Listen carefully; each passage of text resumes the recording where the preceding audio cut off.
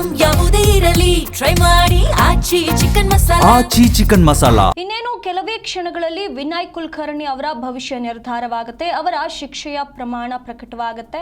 BJP ಮುಖಂಡ ಯೋಗೇಶ್ ಗೌಡ ಕೊಲೆ ಪ್ರಕರಣಕ್ಕೆ ಸಂಬಂಧಪಟ್ಟಂತೆ ವಿನಯ್ ಕುಲಕರ್ಣಿ ಅವರನ್ನ ಕೋರ್ಟ್ಗೆ ಪೊಲೀಸರು ಕರೆತಂದಿದ್ದಾರೆ. ಕುಲಕರ್ಣಿ ಸೇರಿ ಒಟ್ಟು 17 ಆರೋಪಿಗಳನ್ನ ಕೋರ್ಟ್ಗೆ ಹಾಜರುಪಡಿಸಲಾಗಿದೆ. ಪರಪ್ಪನ ಅಗ್ರಹಾರದಿಂದ ಕೋರ್ಟ್ಗೆ ಹಾಕಿ ಕರೆತಂದಿರುವಂತದ್ದು.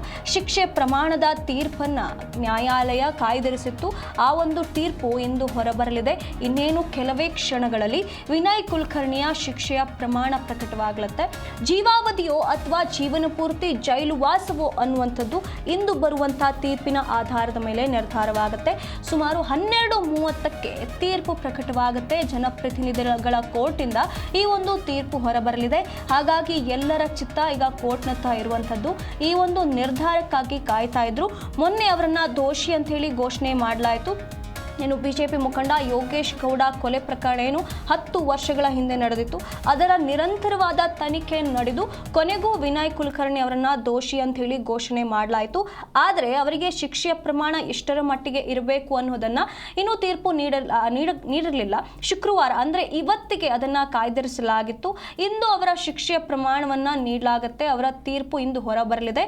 ಅವರಿಗೆ ಜೀವಾವಧಿ ಶಿಕ್ಷೆಯನ್ನ ವಿಧಿಸಲಾಗುತ್ತೋ ಅಥವಾ ಜೀವನ ಪೂರ್ತಿ ಜೈಲು ವಾಸವನ್ನ ವಿಧಿಸಲಾಗುತ್ತೋ ಅನ್ನೋದನ್ನ ಇಂದು ಮಧ್ಯಾಹ್ನ 12:30ಕ್ಕೆ ಇನ್ನೇನು ಕೆಲವೇ ಕ್ಷಣಗಳಲ್ಲಿ ಈ ಒಂದು ತೀರ್ಪು ಹೊರಬರಲಿದೆ. ಹಾಗಾಗಿ ವಿನಯ್ ಕುಲಕರ್ಣಿ ಅವರ ಮುಂದಿನ ಜೀವನ, ಮುಂದಿನ ಭವಿಷ್ಯ ಈ ಒಂದು ತೀರ್ಪಿನಿಂದ ನಿರ್ಧಾರವಾಗುವಂಥದ್ದು. ಇವರಿಗೆ ಇರುವಂತಹ ಶಿಕ್ಷೆ ಏನಿದೆ ಅದು ಇನ್ನೇನು ಗೊತ್ತಾಗುತ್ತೆ.